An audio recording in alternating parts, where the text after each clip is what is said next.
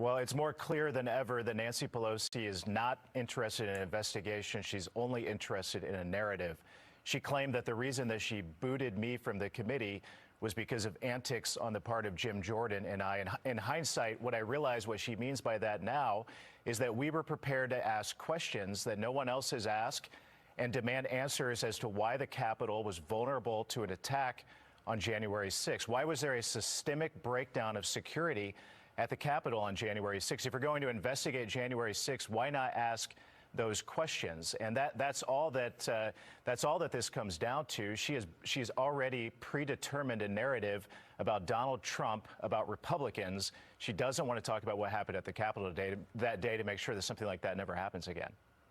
Every single day. And here's what he told me. The head of the Capitol Police Union told me that on January 6th, the Capitol Police officers weren't prepared for what was going to happen, even though the head of the Capitol Police had intelligence reports dating back to 3 weeks before January 6th that something potentially very dangerous could happen that day. They weren't prepared for it. They weren't trained for it.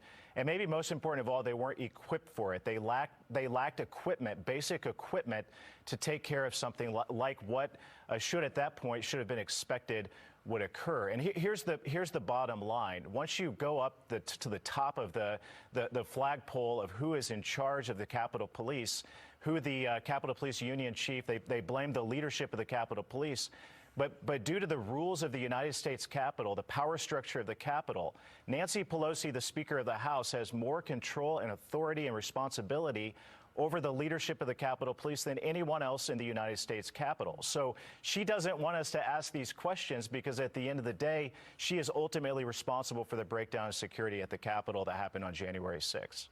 Well, again, it's clear that Pelosi only wants members on this committee who will stick to her talking points and stick to her narrative. That's why she's picked the group that she's already picked. And anyone that she asks to be on this committee from this point moving forward will be stuck to her narrative, to her point of view. There won't be another side. And that's, in the history of the Congress, something like this has never happened before. In the history of our country, you've never had the Speaker of the House deny the representatives that the minority party submitted for a select committee. It's never happened before. It's a break in precedent. And as everyone in America knows, you have a majority view, a minority view.